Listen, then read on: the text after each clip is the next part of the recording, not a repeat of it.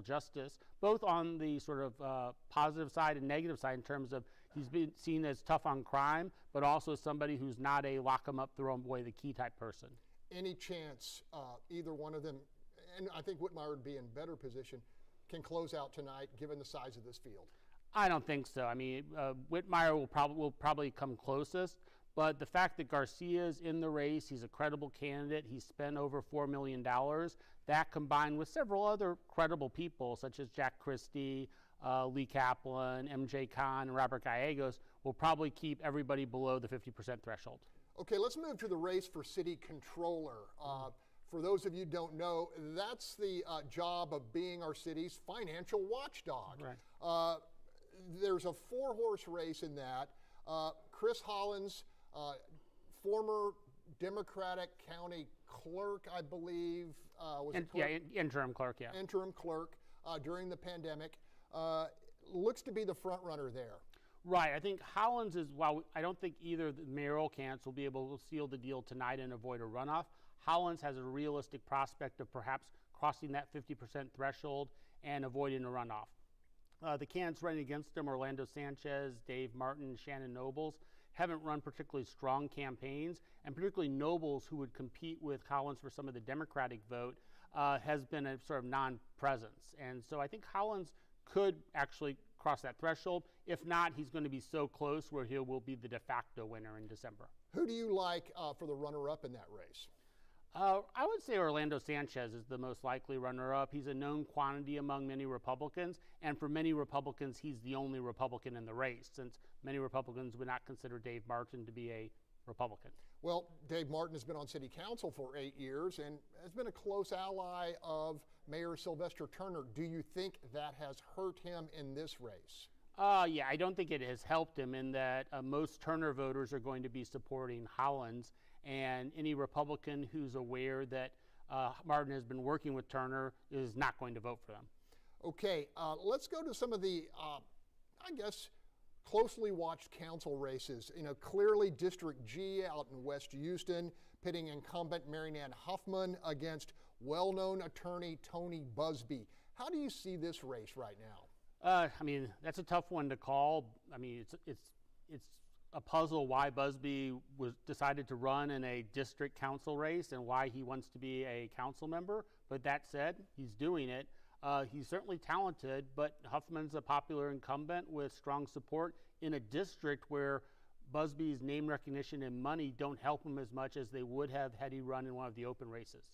One of the citywide open seats. Right, the at-large seats. But, you know, we look at this race and we look at that side of town. It's a Republican stronghold. Could that ultimately play into turnout on the west side? Well, turnout in District G we already saw in the early vote was really high, and I suspect that will stay on Election Day. We'll see probably District G will have more voters than several of the other districts combined.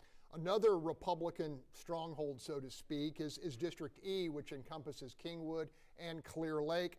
Martina Dixon, I think she was a former school board member, and I think she also made a run at county judge. Yeah. And Fred Flickinger. Have you followed that race much? Yeah, that's a tough one. I mean, I think Dixon is in a good position there. She developed some strong name recognition when she ran for county judge in the Republican primary and lost to Alex Mueller.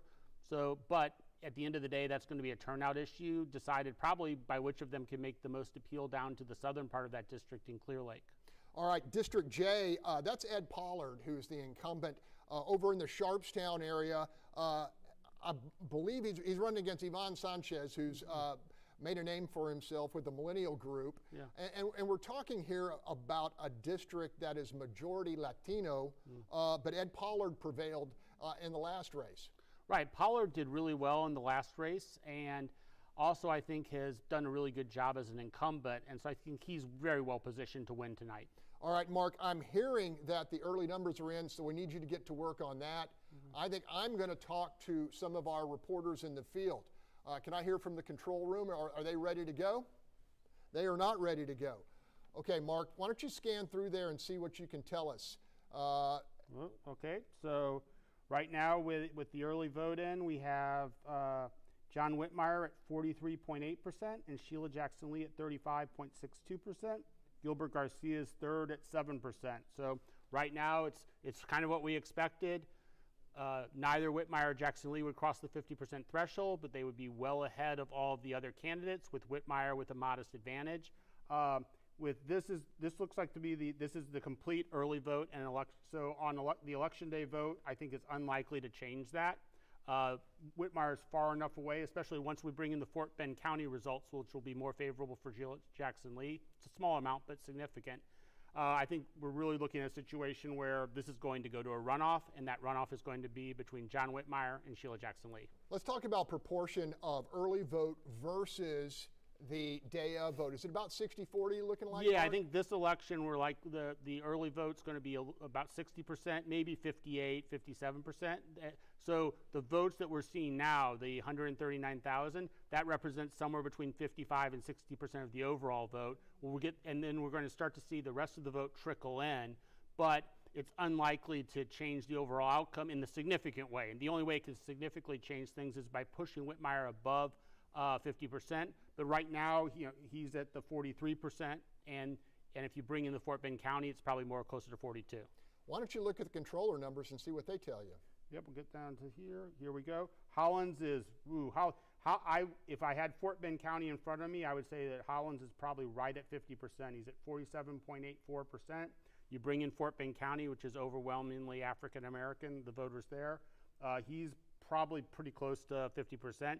It's going to depend on the election day vote. If he can boost his support a little bit on election day, Hollins will have avoided a runoff.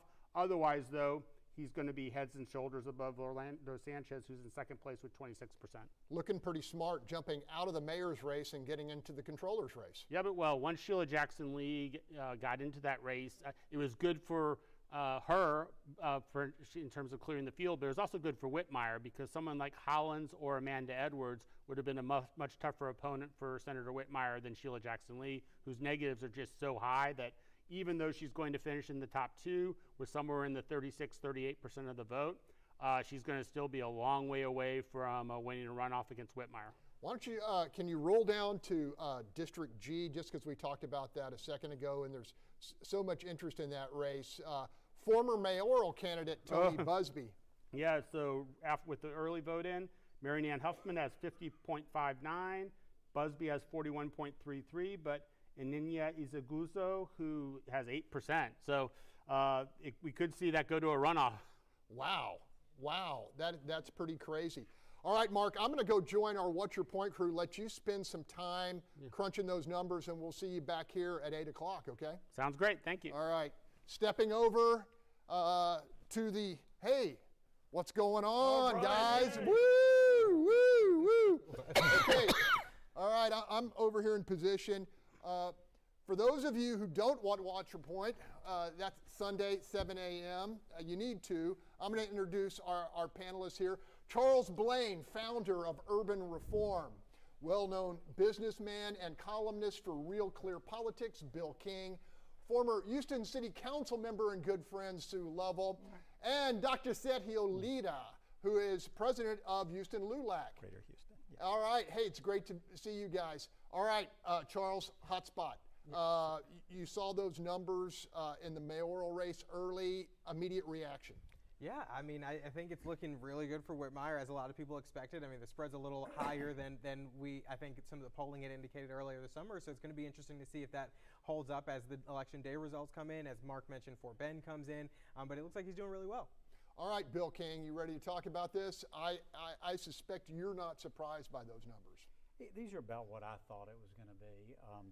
I thought there'd be close to double-digit separation between the two of them. He's not exactly at that, but he's pretty close. Christie got a few more votes than I thought at 7%. Well, none of those people are going to vote for Sheila Jackson Lee in the runoff, so I'd say he's in pretty good shape. Hey, I like all those guys, but I've said it on Overtime. There was kind of an exercise in unrealistic narcissism for some of the candidates here to think that they were going to catch fire. Something you'll be interested in, there's two Hispanics are in first and second place in at-large one. Julian Ramirez and Conchita Reyes. Yes, first and second, so we might have a all-Latino runoff. Melanie Miles is at 26. All right, Sue Lovell. Oh, he came. Okay, Yeah. you've gotten a quick look at the Keeps early changing. numbers. You've got a quick look at the early numbers in the mayor's race, and I know you're closely watching the council races, but I want to get your take on Whitmire versus Jackson Lee. I actually think he did better than I thought he would, because the early polling said it was very close, but he pulled away. I think that it hurt Sheila, the tape, and there's just, you had the races in E and the races in G, which have turned out people, I think, that voted for John. So I thought he'd be in the high 30s, but he's in what, 43. That's sitting good. Sergio, I got to ask you this because he's a friend and I respect him. Gilbert has not elevated, at least in these early numbers. Are you surprised? What's your reaction to that?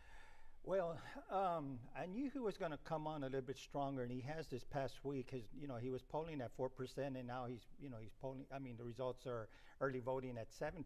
So he did, pick up some percentages there. But I don't think it's going to be enough. The two front runners are just really strong, and Whitmire's spread is growing more and more. I think he has kept his campaign in a very positive. But, again, this is Gilbert's first time running citywide. With the experience, the energy, and enthusiasm, and a few dollars, I think he can come back. All right. Charles Blaine, we saw the spread there, and we're looking to the next round. You heard Mark Jones say he believes that those voters who voted for the PAC, so to speak, that John Whitmire is set up to get the lion's share of those. Do you believe that analysis? Yeah, I mean, I would think so, particularly because towards the end of this race, we saw a lot of the second, third, fourth candidates attacking Republicans by attacking John Whitmire, saying that he's aligning with, making it seem like this unholy alliance. And so as a Republican, if you're watching this and seeing yourself be attacked, I don't think you're going to want to go and vote for her because she was a part of that as well. She was running ads saying that he was aligning with quote-unquote MAGA Republicans. And so I think if you're looking at this race, you're going to, one, look at who aligns with your values more. And I think if your issue is crime, which a lot of folks, as per Mark Jones's polling said, then you're going to align with him more on that. But two, when you look at some of the ads that were ran towards the end of this race, I think you'd be more inclined to vote for him as well. Yeah, let's talk about those ads, Bill King. I mean, you and I already have. We had 4 different campaigns throwing mud at John Whitmire and different kinds of attacks, and yet he comes out clearly on top, didn't erode his numbers much at all. Yeah, he was either a MAGA Republican or a Chinese communist, depending on which of the mail that you got, which is so funny because, John is so close to the dead center of the political spectrum. I just kind of find it sort of interesting. I keep wondering when these candidates are going to figure out that mail doesn't do anything. I wish I was going to keep all the mail I got and add it and see what the weight of it was. I just don't think anybody pays any attention to mail anymore. And so I don't know what the value of all that is. All right, Sue, I know you're watching the council races really closely. Tell me which races particularly interest you. I know they all do, but ones you're keeping an especially close eye on. Well, of course, G, everybody's watching G, but Mary Nann's at 50% in early vote. Now, all that can change, which I thought it might be closer. And then the District E, which Fred Flickinger is way ahead in that. The at-larges are going to move up and down, and there's nothing in there that's unusual right now that I've seen. I will say on the mayor's race, I think that the voters once again have spoken that really negative ads don't work. That is not what they want to hear. They want to hear what your vision is for the city. What are you going to do, and how are you going to make my life better, not tearing someone else down. And certainly John was attacked from all fronts, but to his credit, he stayed positive and kept his message, and obviously that's what the voters wanted to hear. Sunday, if his lead holds, Charles said Flickinger had the advantage, so I'm going to go, the savant. All right, all right. Here we go. We might have 5 or 6 Hispanics in a runoff here. Well, that's my really next question. Yeah. Look, it could not get any worse in a city that is nearly half Latino to have only one Latino member on the horseshoe. Sergio, you've been working hard on this, just in terms of talking to candidates, but also to try to get Latino voters out and to participate. Are you hopeful? It can't get any worse. Yeah, no, absolutely. I'll always remain hopeful for our community. Just like Dr. Mark Jones predicted a while back that perhaps there will be 2 or 3 Latinos on city council after this all overdone. Definitely District I. There's going to be a runoff in District H. 2 at-large positions, or I think it's 1 and 3, have a Republican and a Democrat possibly in a runoff, or with Melanie Miles. And also on at-large number 3, and he's my favorite, and in at-large number 3, Richard Cantu. He's leading the pack there. So, he's a person that is an exceptional, well-liked person, and I think he's going to be in a runoff. Hey, does anybody have the District J numbers up? He's second in the runoff.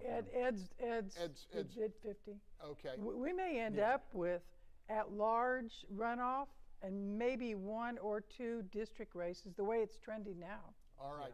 Charles Blaine, let's talk about Chris Hollins. Commanding lead. You know Chris Hollins pretty well. He's looking pretty smart, making the move over, for particularly a younger potential government official to make the move into the controller's race. Are you surprised by the numbers right now? I think the spread's bigger than I would have expected, but I'm not surprised that he's in the lead. I think having been in the mayor's race and then with Congresswoman Sheila Jackson Lee getting in, it was the logical step for him to get out, and I think that kind of gave him another boost in that career, because had he stayed in that race, it would have been kind of the end of the road for him. And so I think this was a great opportunity for him. And then leading into the runoff, we'll see what happens, but with the spread that he has now, I would imagine that's going to remain. Bill King, people come to you for advice. They don't always take it. but several mayoral candidates did not take it this time. But I want to ask you this. It's been Whitmire's, it's been his strategy not to respond to the negative attacks. He's held the high ground. You think that's paying off for him? I think it is. Like I say, negative attacks generally don't work very well to begin with, and I think people are tired of them. And every campaign ad he ran was positive. The only thing he did to even respond to it was when he had Congresswoman Garcia and State Senator Alvarado, speak on his behalf when they were trying to say that he was, a MAGA Republican and all that. But otherwise, he ignored it, and he kept talking about the things that, what Mark found the voters are interested in. The streets are terrible. My house keeps flooding. The street keeps flooding. Crime. I'm sick of, worrying about my public safety. He talked about the issues that Houstonians clearly said that they were interested in. All right. Let's assume that the day of numbers match the early vote, and this margin in the mayor's race stays about the same. If you're Sheila Jackson Lee, how do you raise money on that? Can you? From the hobby school poll, 34, 31, 20% undecided, and one candidate benefited, one didn't, and you're in a runoff. Well, how do you? Don't forget that of the undecided people, there were like 60% said they would never vote for, or 57% or something. They would never vote for of the undecided people. So as Bill knows, runoffs can be really expensive, and so if you're her, what are you thinking? Well, John's, I understand, has about $5 million in the bank, and Sheila has about 100,000 right now. And man, you've got to get out very quick in a runoff because you're on the treadmill now. You've got to go quick. So she's got to figure out pretty quick how she can raise those dollars. But I don't know that she can overcome the negative numbers that are out there. Money isn't going to change that. I'm not sure this is a race that money makes all that much difference. These two candidates are so well defined at this point. If she had $10 million, what would you do with it? Right. Hey, and John Whitmire got support from two of the most high-profile Latinos office holders, and Sylvia Garcia and Carol Alvarado. And pushback. How important do you think that was? Extremely important. At least in the first round. Yeah, no, absolutely. I think, and also I believe all except maybe one, but I believe all state representative in Harris County Latinos support Whitmire. So in addition to Congresswoman Garcia and Carol Alvarado, it demonstrated that the Hispanic community, the Latino community that support them also support Whitmire. All right. But there's I something. buried the lead a little bit here. I buried we have some charter amendments going on, and you talk about being at the tip of the spear. 80-20, yeah. What's going on in that race? And tell us what it does. I can tell the viewers, but what did you hope to accomplish, and what does the charter amendment you were behind do in the future? Yeah, so City of Houston Proposition A gives council members, any 3 council members, the ability to place an item on the agenda, something that's currently reserved for the mayor for the most part. And, we collected more than 20,000 signatures to put it on the ballot 3 years ago. The mayor delayed it for 3 years, and I guess now we know why, because it won with 83%, and so I think he was afraid of the same voters that put him in office. And so, I'm glad that the Houston voters agreed with us, because it is winning overwhelmingly right now. All right, Sue, could that make a difference, having the ability of 3 colleagues? You've been on council. Yeah, huge difference. How will it make a difference, you think? First of all, to me, it takes away the excuse that your council member says, I just can't get the mayor to put it on the agenda. It takes that away. Now you can hold your council members accountable. I mean, if they can't go find 2 other people to agree on an issue, then the issue doesn't even need to go on the agenda. And just because you get it on the agenda with 3, you've now got to go and work those issues amongst your other council members, which will make this a far more, I think, collaborative and collegiate, council. But it takes that excuse away. Can't get it on because the mayor won't do it. Hey, we got a couple more minutes. Takeaways from those first early voting numbers we saw. I'm surprised that some of the candidates, the Latino candidates, either Republican or Democrat in the at-large, are doing so well. That is really surprising me. So, that's one of the takeaways, and I hope it maintains until the end of the elections come in, results. By the way, can we just talk about the fact that we actually have results at about 7:15 tonight? I mean, when's the last time we had an election? Hudspeth. The big story, the big story of the election is Tanisha Hudspeth. I agree 100%. Who put in for that elections administrator job and was turned away. So, who, by the way, congratulations. Worked on that for like 15 years or 20 Yes. years. Yeah, look, right. It's preparation, execution, tabulation. Right now, she's scoring pretty well on the first 2 legs. And I feel very vindicated in saying, hey, just put the 2 women that were elected back where they are, and the 100%. elections will run just fine. And that's been proven. So we have a live shot. Look, there's General. Check it out. Yeah, That's NRG, where it's right? all going down. Look at that. They're Looks cleaning less house. chaotic than it's looked in recent years, Yeah, too. it All was right. very Hey, serene. hey, we're wrapping up this first half hour, and we'll be back at 8 o'clock with all of you smart people. I love it. Thanks for joining us for You Decide, Houston's next mayor on Fox 26. I think I'm still on the air. By the way, the only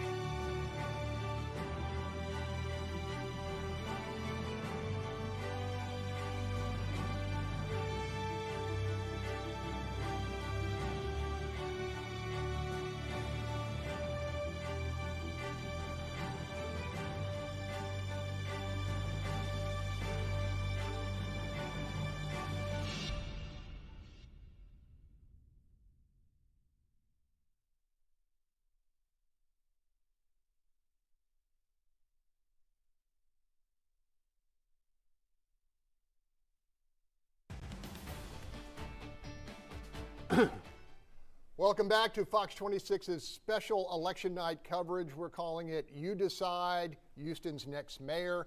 Joining me here, uber political scientist with Rice and the Baker Institute, Mark Jones. Once again, it's good to be by your side on an election night, Mark. Oh, great to be here. Hey, look, we're all watching the mayor's race really closely, and we've gotten the early votes. What can you tell us about that? Well, the early votes are what we thought they were going to be. John Whitmire in first place, Sheila Jackson Lee in second place, and everybody else down in the single digits. Gilbert Garcia, who might have had a chance to get into the low double digits, like 10 or 11%, is mired at 7%. We're looking at a Whitmire-Jackson Lee runoff. The only thing to decide tonight is sort of what the final margin between the two of them will be, but Whitmire is not going to be able to get to 50% to avoid a runoff, and Jackson Lee and him will face off again on December 9th. You collaborate with the University of Houston Hobby Center, and polling came out in the first weeks of October.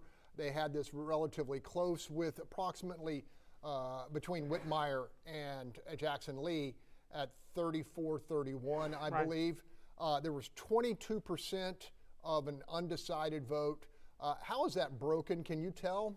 Well, so when we looked at the undecided voters in detail, and it's online on our report at the Hobby School's website, and we looked at how those undecided voters were leaning, and they were definitely leaning more towards Whitmire and the second-tier candidates and not towards Jackson Lee. So while Whitmire is up by about 3 points in the actual vote results, the undecideds are likely to break far more to Whitmire than to Jackson Lee, and that's what we're seeing tonight. And we're not seeing much of a break to the second-tier candidates, although there is some. We had Jack Christie and Gilbert Garcia at 4%, and they're getting up to about 7%, although nowhere close to Jackson Lee or Whitmire.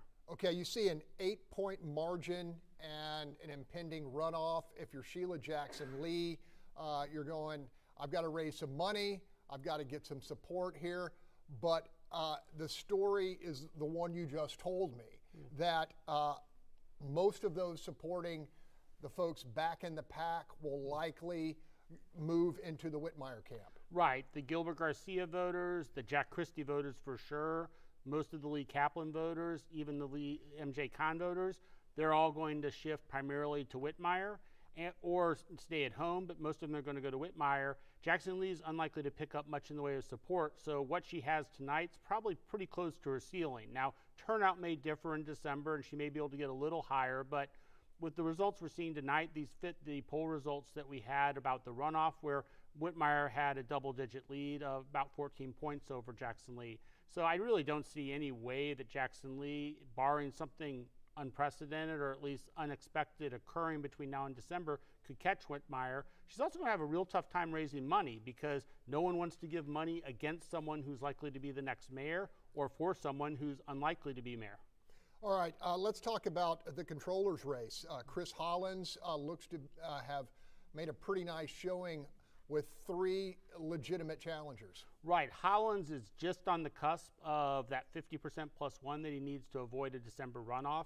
Right now, if you bring in Fort Bend County and Montgomery County, he's at 48.3%.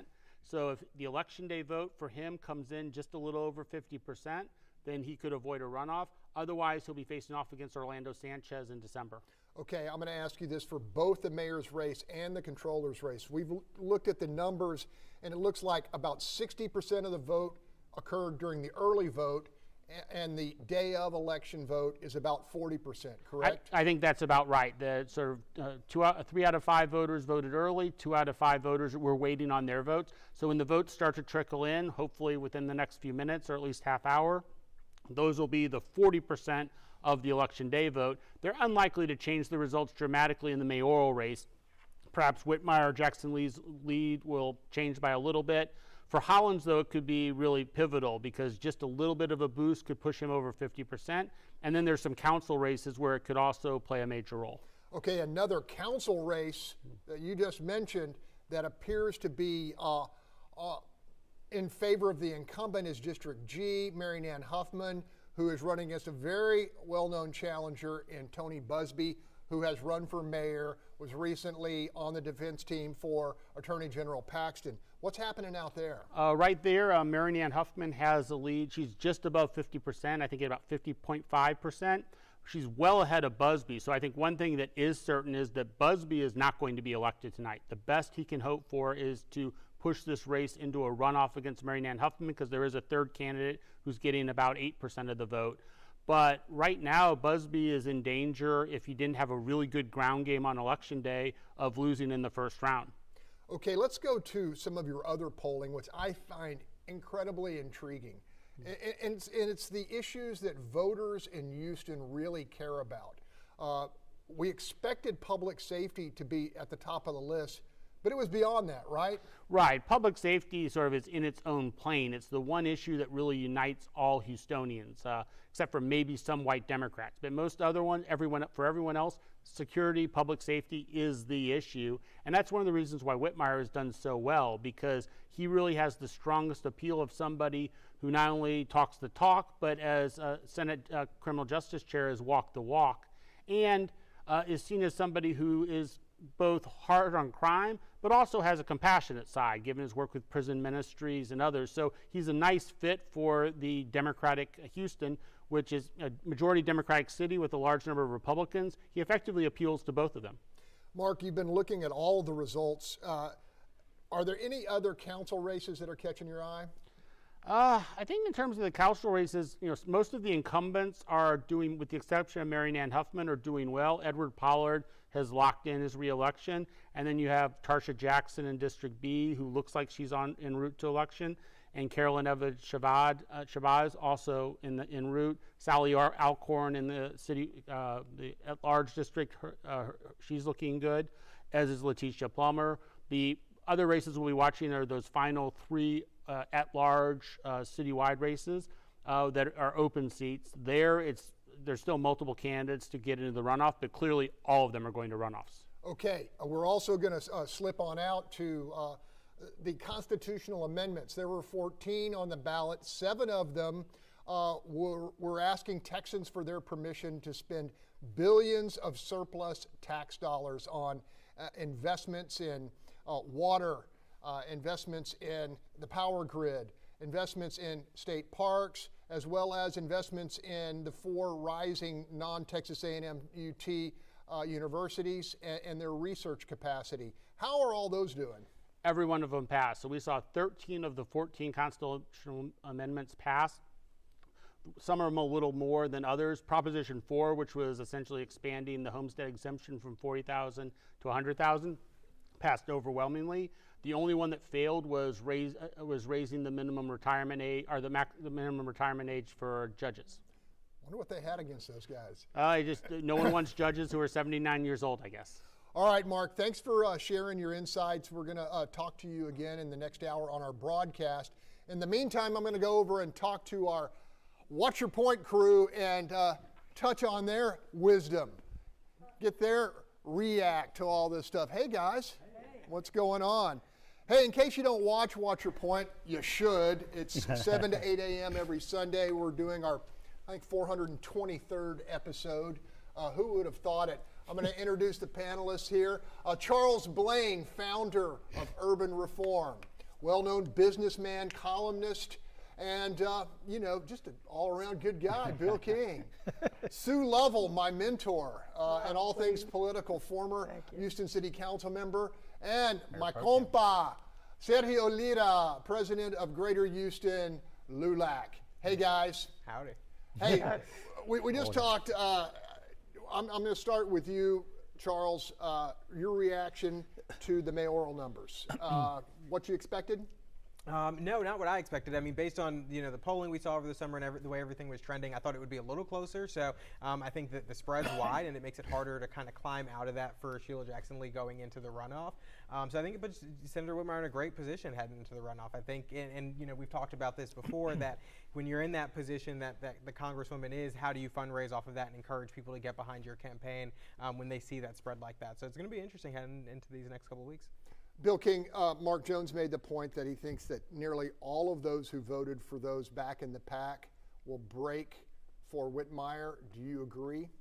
That's certainly what his polling showed. And by the way, kudos to Mark. His polling was dead on tonight. We were talking earlier. One thing that makes this race a little easier to poll it's basically the same people come vote every election. It's mostly, old white and black people are the ones that really are the dominant voting groups in this, and they kind of have, you kind of predict how they're going to vote. Yeah, I think that, look, I think the number was 57% of the people that were undecided or were going to vote for somebody else said they would never consider voting for Congresswoman Lee. I've never seen a number like that. I mean, that's just really extraordinary. And so I don't know how you go about expanding your base when you're down as low as she is, which looks like it's going to be, maybe under 35. So I think it's going to be a tough road ahead. And she's not getting any money, but as I said earlier, I'm not sure money makes a lot of difference in this runoff. John Whitmire made his intentions known pretty early. He has the support of the police union, the fire union, generally most of organized labor, although some have sided with Sheila. How big is that kind of support, Sue, in a race like this, where you have relatively low turnout compared to the big generals? Well, I think it's important also because the number one issue everybody's talked about is crime, and have the police endorse you means a lot. And we know what's happened with the firefighters, and to have the firefighters be behind him and helping him. I think what will be interesting to see on the council races is there may not be a runoff in either of the African American districts, which are B and D. And that will hurt Sheila tremendously because she's going to really have to get and push her voters out. There will not be any help from any council races helping her move voters to the polls, and I think that really hurts her. All right, Sergio Lira, Whitmire also drew hefty Latino support. Carol Alvarado, Silvia Gracia, Armando Wale, and others. What was at the core of that, you think? I think his strategy is twofold. One is if you went to his announcement, his candidacy announcement, just reaching out to a diverse group of constituents and voters in the Houston area. And by working with these folks, they have trust and faith in him. Also, State Rep Ana Hernandez also endorsed him. And they were able to see the type of person that he is on an everyday basis and what are the issues that are important to him that are aligned with the Latino community. Therefore, they supported him. The other issue is that he never, his political consultant, or whether it was his strategy not to attack back the negative attacks that started early on, was a very effective strategy, because it just showed more light on the other opponents, and he was able to focus on his merit and his messaging, and therefore his numbers are great, and I think they will continue to look good. He'd been working with all these elected officials for decades, Right. So it wasn't like they didn't know him and know what kind of mayor he was going to be. His friendships are real friendships, not transactional. I mean, And, they've been true friends for many, many years. We were talking in the back, the big loser, the two big losers tonight are Lena Hidalgo and Rodney Ellis.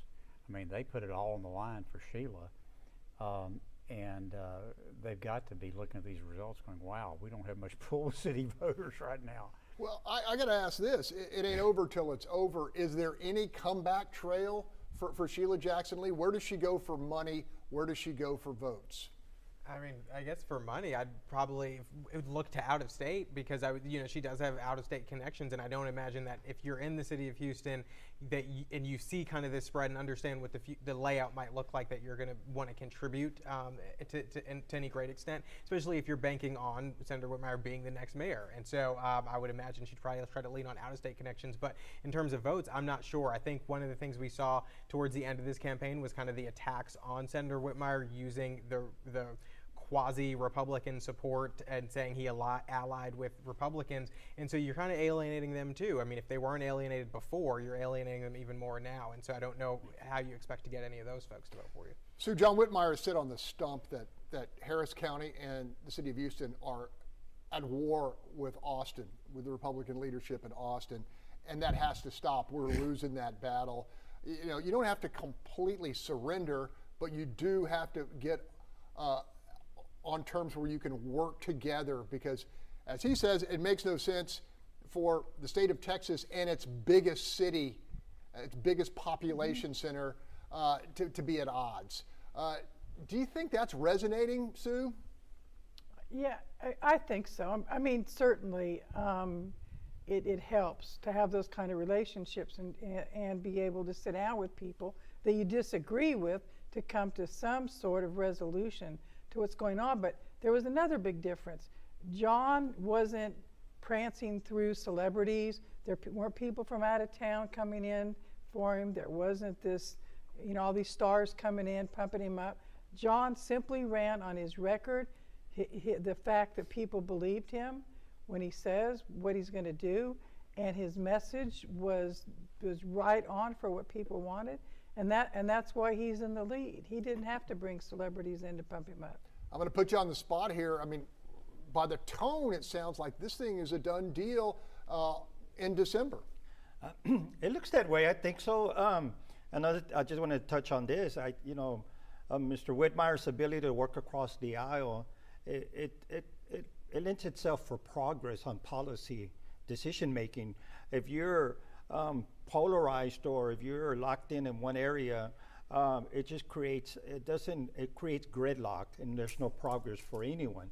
And let's say my friend over here who's Republican, I'm Democrat, we work together on an issue and we're going to have progress for everyone. And if I stick to my guns and say no and I'm polarizing, there's no progress for our community. So John Whitmire's ability to work across the aisle, not always, but sometimes, it defines progress. If not, there's gridlock, and therefore everyone loses. Okay, change is on the way. The current policy at City Hall is only the mayor can put something on the agenda. There are those who believe he abused that power, our current outgoing mayor. There was a movement for a charter amendment that would allow 3 council members in agreement to place something on the agenda. That's passing overwhelmingly. Charles Blaine was among the spearheads. Charles, are you feeling pretty good tonight? Yeah, very much so. I mean, it's not a novel concept that council members should have the ability to place something on the agenda, and I think Houston voters recognize that and supported it overwhelmingly, 82%. And I said before, and I'll say it again, that the mayor he did delay this. This was supposed to be on the ballot 2 years ago, and in using that power that we're trying to fix right now is how he delayed this, and he got council to support him. And so I'm excited to see that Houston voters agree that council members should be able to place things on the agenda, and I'm also excited to see what this does for the next council. I hope that council members are thoughtful. They work with each other to put forward some really good ordinances and resolutions that come from their districts or just come from their offices. And so I'm really excited to see what this next iteration looks like. So compare Anise Parker and Bill White, their willingness to put things on the agenda versus what we have seen in the last 8 years. So I served with both of them, and both of them, their philosophy was, hey, we're partners in this. They viewed council members as their partners, and that we weren't going to be successful as a city if we didn't all move together. You could disagree, but they would sit down and listen to what you had to say, and you could come to a compromise. With this mayor, it's his way or the highway, and if you don't go along with him, you're going to get hurt. There wasn't that way. It was very collaborative and very much a partnership, and there was a lot of respect going both ways. Yeah, I just wanted to add on this point. I was always in favor of this amendment because when I served on the school board, we were able to put something, an agenda item, if we had 3 trustees put that. In fact, one of the first things we did, we made Cesar Chavez a holidays, which was long overdue. All right, hey, I'm coming right back at you here because I think most people believe an unrepresentative situation on council right now. We have 1 member who is Latino in a city that's nearly 50% Latino. And there are multiple Latinos fighting for council seats. Do you see progress, if not perfection tonight, Sergio?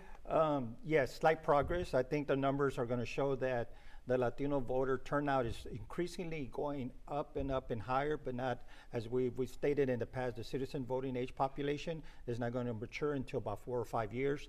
But right now, it has been steadily increasing from 15%, 17%, and perhaps even more now.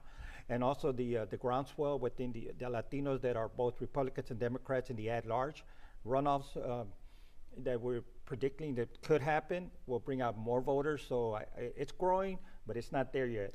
Okay, but I remain hopeful. the smartest guy in the room. Close. Smart. Bill King, there was another charter amendment regarding breaking away from the greater, is it the greater? HGAC. Houston Galveston Area There you go. Council. Have y'all seen numbers on that and what's It's going passing about Passing. 2-1, yeah. and what's behind all that, Bill? Oh, you talk about off in the weeds. This is way off in the weeds. So the Houston Galveston Area Council is what's called a regional planning group, and they basically, one of the important functions is they allocate highway money in this region through a group called the Transportation Policy Council, which I served on, you were I on. did. And some of the people in the city of Houston were mad because they don't have a proportional representation to their population, and they tried to get more. And the surrounding suburbans said, no, we're not going to do that. So they passed this. We're going to have this, charter amendment, which is going to say if you don't give us proportional representation, then the city can't participate at all. Now that seems like to me that's kind of cutting off your nose to spite your face. They think that they're going to get their own planning group. But the governor's got to sign off on that. There is zero chance that's going to happen. So, I don't know. Look, my guess is that the next mayor and council will ignore this charter amendment like they ignore a lot of charter amendments, like, not raising water and sewer fees more than population and inflation. And there's really, the way the courts have decided, there's no way to enforce it. So I think it's probably a lot to do about nothing, much to do about nothing. But it was one of those things where it kind of made common sense to a lot of people, but probably was going to backfire if it was actually enforced. Hey, the people of Texas have decided to give 500,000 Texas teacher retirees a cost of living increase for the first time in a very long time. Well deserved. I'm assuming by all of your nodding of the heads, that's a good thing. Good My thing. mother, who was married to a retiree, and his retirement passed to her when he passed away, got a little raise, and I feel good about that. It was part of the $28 billion that the legislature asked the voters to green light. All money that they have paid, it's their money, it's surplus tax dollars. Big property tax cut. Big property tax cut, moving the homestead exemption from $40,000 to $100,000 permanently will make a big difference for a lot of families, and particularly those of relatively modest means. You agree with that, Sergio? Oh, absolutely, and definitely the teachers, the retired teachers deserve a raise. Their cost of living has just gone skyrocketed, and they haven't been able to keep up. And I believe in the past 20 years, they have not been able to even to catch up with inflation. And I always look at retired teachers, and not to minimize this, but I always look at them as veterans in the classroom, and veterans, war veterans, because if you work in urban schools, it's a tough situation, and we should treat them and respect them and give them what they deserve. The only constitutional amendment going down is raising the mandatory retirement age for lawyers. So I don't know. We're still For judges. I mean, for Was judges, it beyond yeah. So- Go ahead, Charles. 75? Yeah. Another interesting thing about Prop 4 that hasn't It'd be gotten good much for lawyers, attention too. this whole time throughout this entire election is that there's a provision in Prop 4 that allows certain CADs, county appraisal districts, to put an elected board member on that board. And that's something that we don't have, and that a lot of people have called for years, is to be able to at least have some sort of elected representation on those boards. I mean, you have elected officials, but they're appointed by the entities that they are elected to. So this would be one that is directly elected to the board. Okay, you old coog.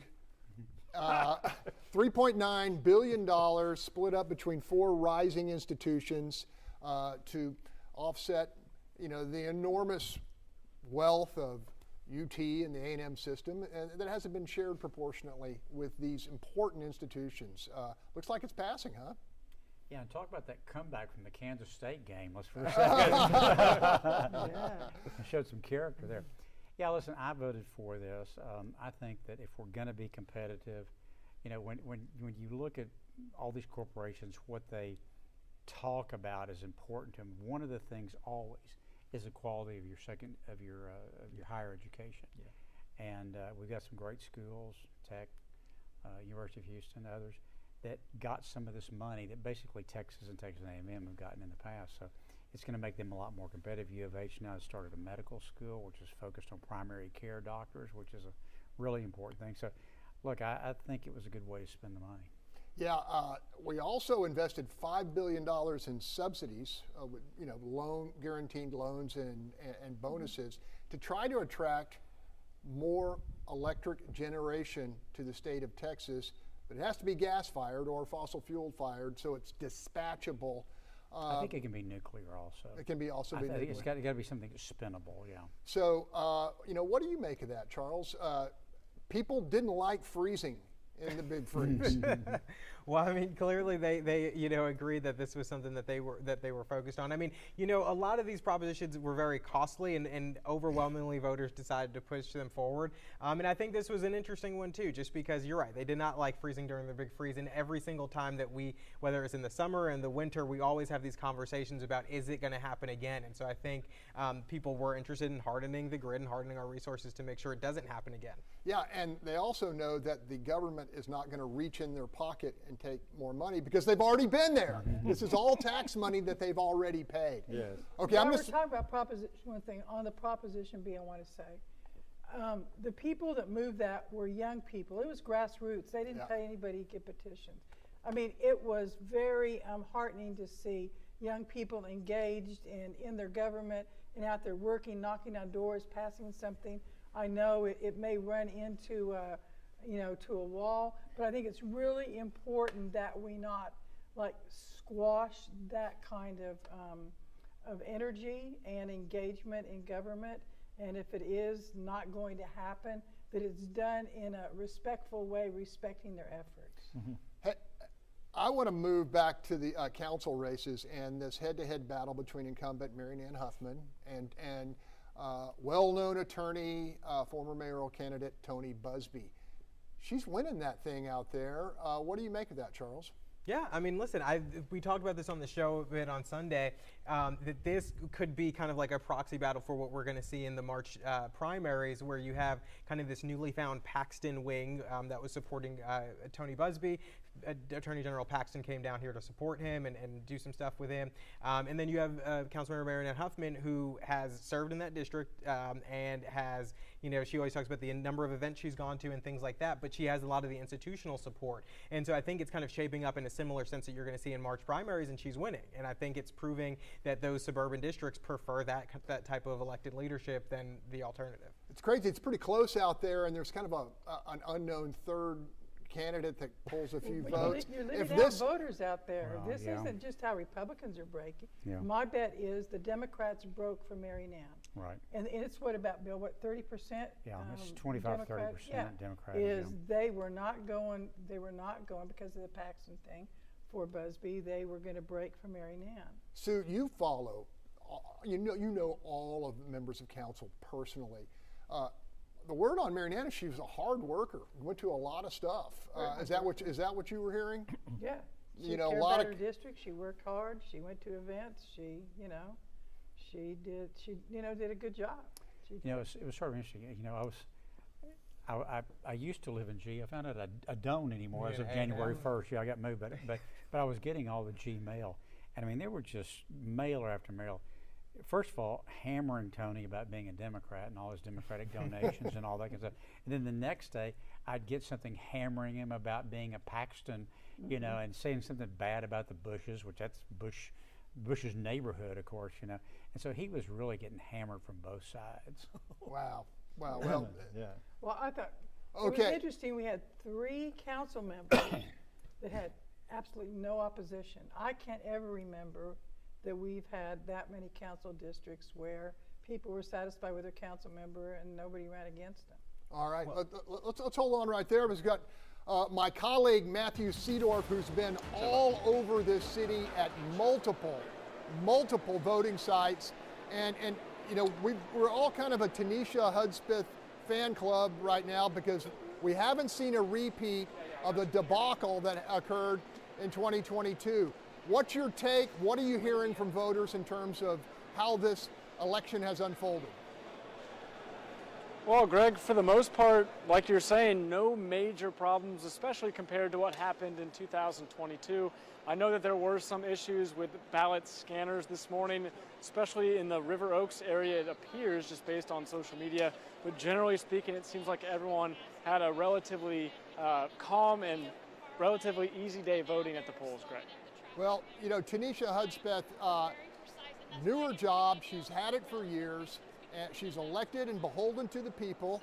And, you know, she promised that an election that would not have dramatic flaws, because there's no perfect election. And it looks like she's delivered. I would definitely agree. Obviously, the numbers, overall turnout, are down compared to last year. So far, we're seeing that the overall vote, including early voters, is 435,000. And as for people that voted in person today, Greg, it's about 210,000. Obviously, those numbers will still go up as those come in later tonight. And we're expecting a message from the county clerk around 10 tonight. But right now, yeah, it does sound like everything much smoother than previous years here in Harris County. Hey, young man, thanks for your hustle today. You were all over the place. Good job. Thanks for the update. I brought the running shoes. Thank you. All right. Okay, I think that's going to wrap it up for this edition of You Decide 2023, Houston's Next Mayor. You can see the Watch Your Point crew in our broadcasts, or you can stay right here on the live feed. But we're going to talk to these guys in about an hour. So thanks for being with us.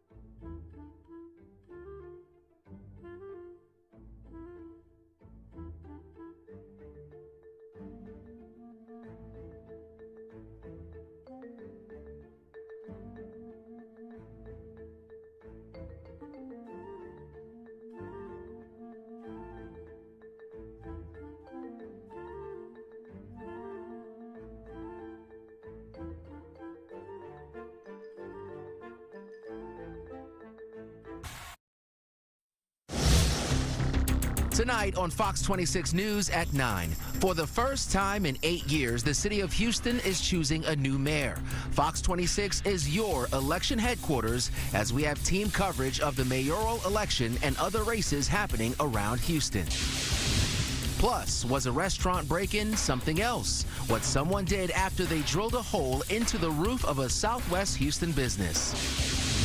And on Breaking Bond, a mother is angry tonight after the man who allegedly killed her 34-year-old daughter was able to walk out of jail without paying a dime. Fox 26 News at 9 starts now. Welcome to Fox 26 News at 9. I'm Anthony Antoine. And I'm Rashi Vats.